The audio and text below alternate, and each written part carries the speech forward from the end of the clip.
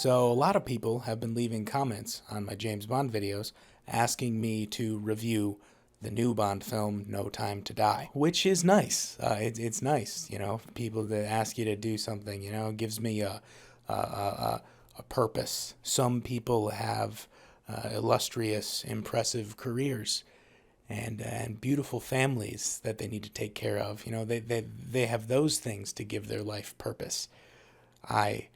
I have YouTube comments.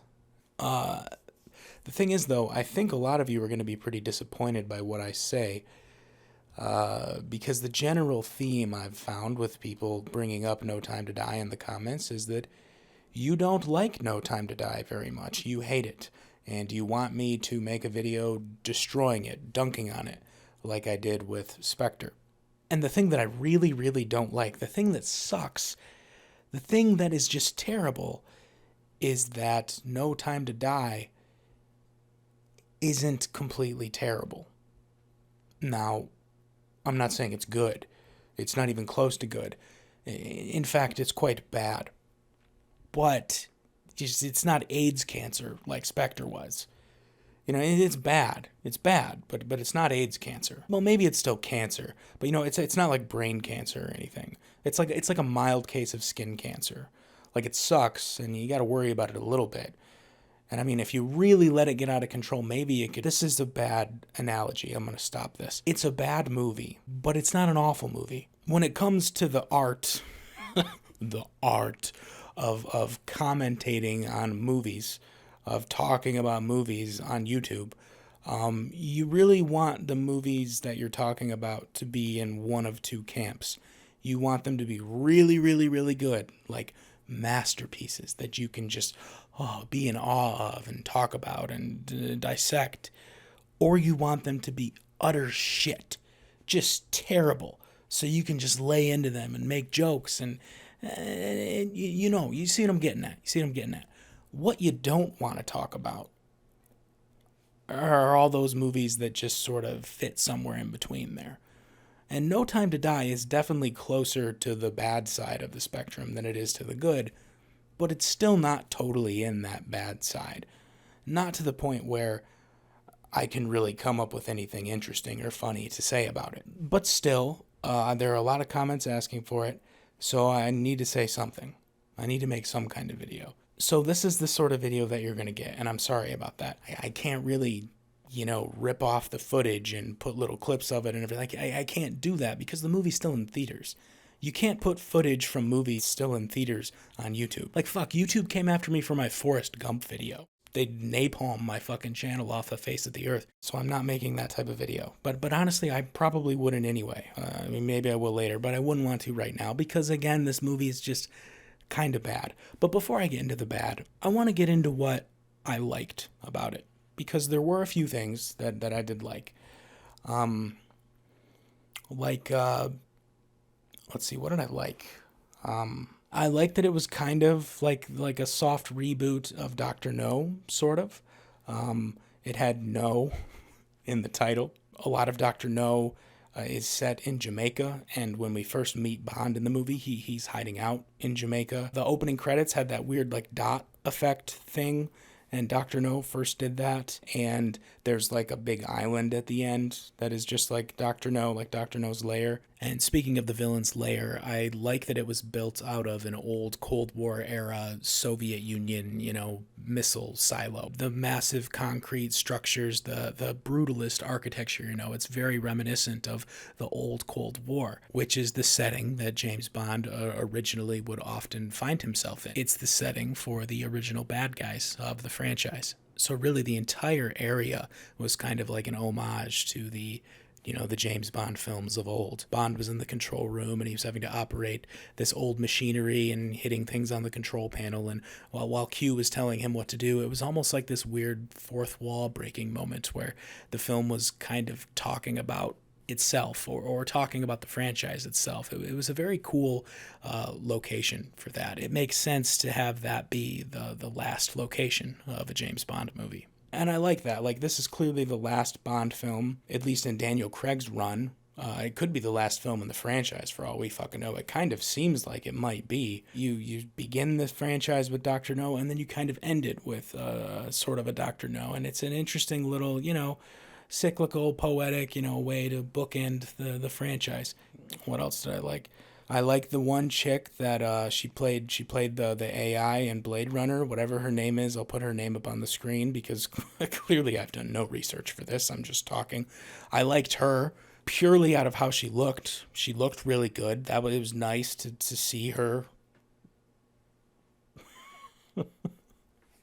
Most of the stuff that I like about this movie really has nothing to do with what this movie did. And it really just has to do with what this movie didn't do.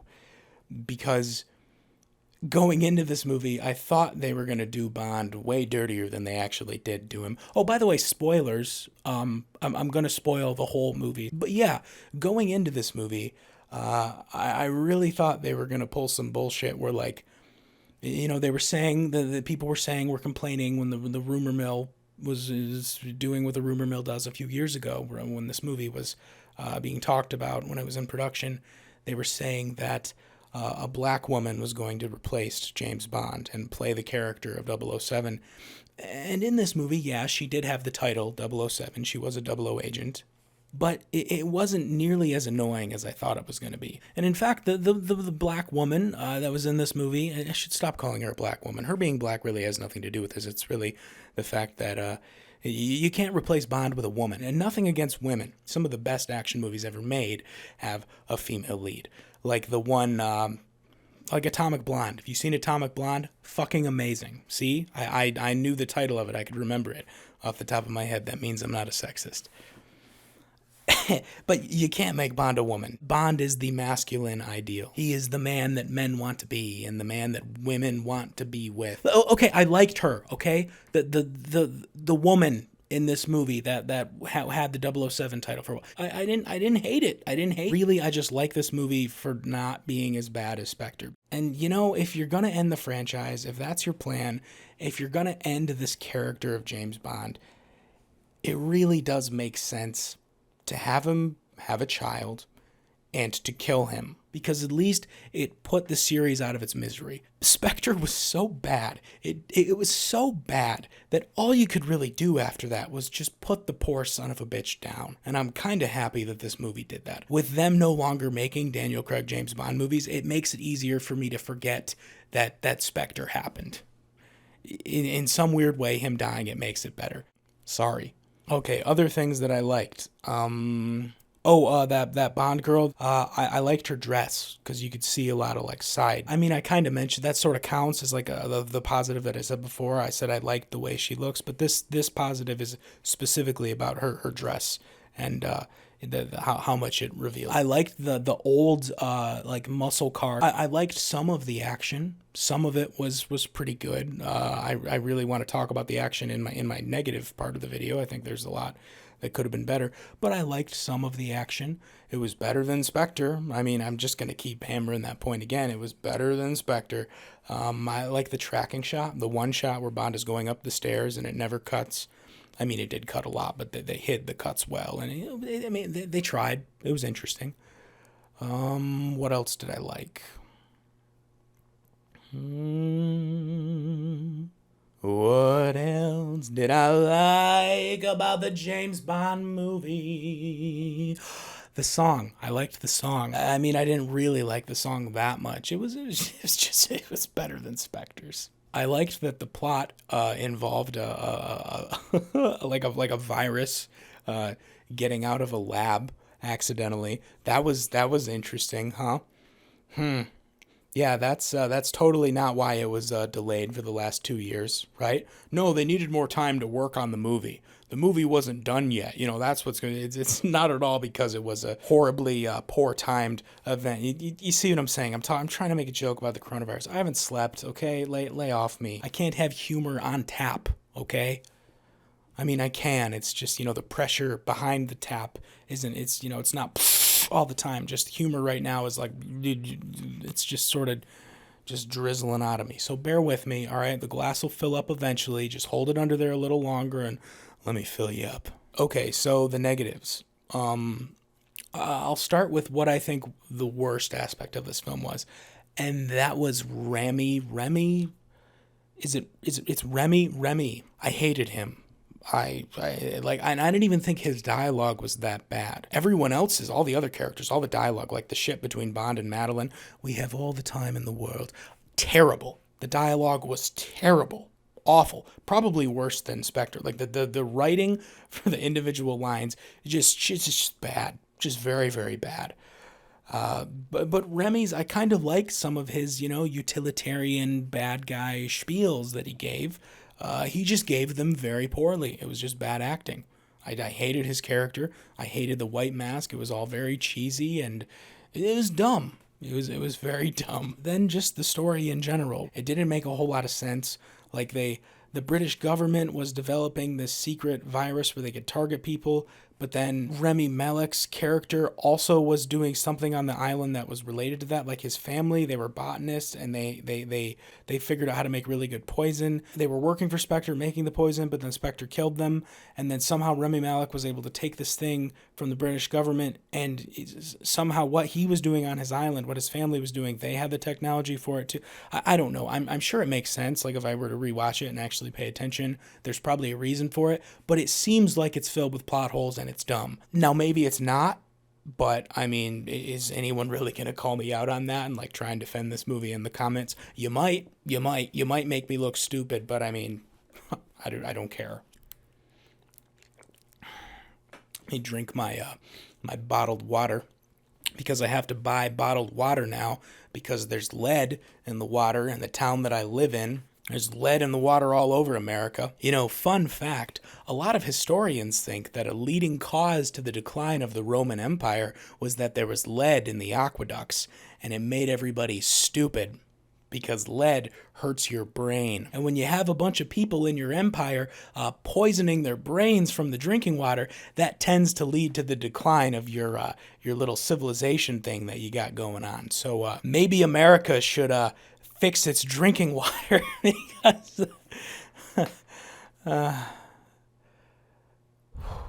anyway, back to the fun little action movie, back to the distractions. I don't like how they did Felix. There's just a lot of dumb little moments, like when they go to talk to Christoph Waltz and he has like this little like like the whole chair contraption thing that was stupid. Why have that? I don't. And then when they hacked in to Blofeld's eye, there was a little voice in the computer that like literally said, now you have hacked Blofeld's eye, or whatever it said. It said like it's it was. I laughed out loud. When they said that. If you've seen the movie and you clicked on this video, Another thing I didn't like, the action. I appreciate the effort and everything, I really do, but like it felt like John Wick to me, and I'm sure a lot of you like that. I know the John Wick movies are very popular and everyone adores them and everyone thinks they're the greatest action movies of all time, but I kind of fucking hate them. I'm sorry. I get that they're like really, really well choreographed and everything, but it's done to the point where like everything seems like a dance.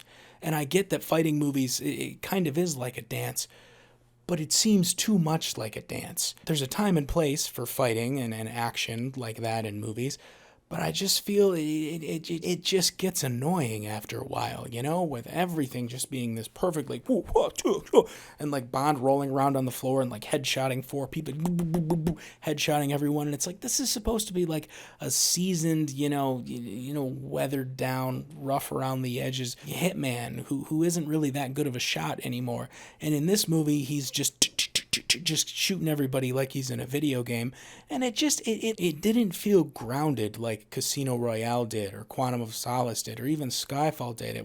There was no struggle to it. There was no weight to any of the action. I did like the little shot where it was a throwback to the gun barrel thing, where we never saw the guy that was shooting at him, and he just kind of turns, and like there were cool moments to the action. But in general, it felt like they were trying to do a cheap PG-13 bloodless version of John Wick. And I don't like that. Now, that's not to say I hate all movies that are choreographed like that. For instance, I really liked Mr. Nobody. Was it just Nobody? The Better Call Saul guy, that action movie, fucking amazing. If you haven't seen it, watch it. But for the most part, I just don't like the John Wick style. And I'm not saying that the John Wick style is like objectively bad or anything. It's just my personal preference. You know, everybody has different tastes. Some people like their steak, medium rare. Some people like their steak well done. Those people are stupid and have objectively worse taste than the people that, like a little pink in their meat. But it's John Wick's not that good. I'm sorry. I said it. No lead. Love that for my water. What else? What else did I not like? I really just didn't like the whole movie. It was really boring, pretty predictable, in the same way that the fighting and the action didn't really carry any weight to it.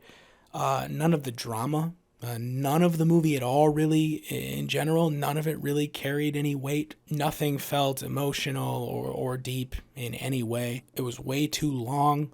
It wasted a lot of time in places that it shouldn't have. It was sort of all over the place. But really, I think the greatest sin that this movie committed just was that it wasn't terrible. Because if it was terrible, this video would have been a lot more fun to make.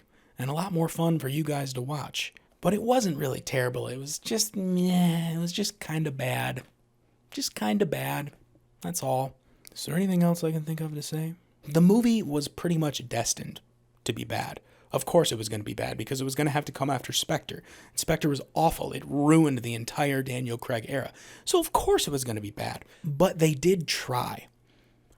They tried really hard to make this one better. They really tried. And I think that that's kind of the problem because I wish they wouldn't have tried. I wish they would have just made it the biggest piece of shit possible. So at least fat assholes like me that complain about things on the internet can have interesting things to say, interesting and funny things to say about it. You don't leave me with much. I mean, really, like, what am I saying with this video? Yeah, guys, it was bad. It is bad.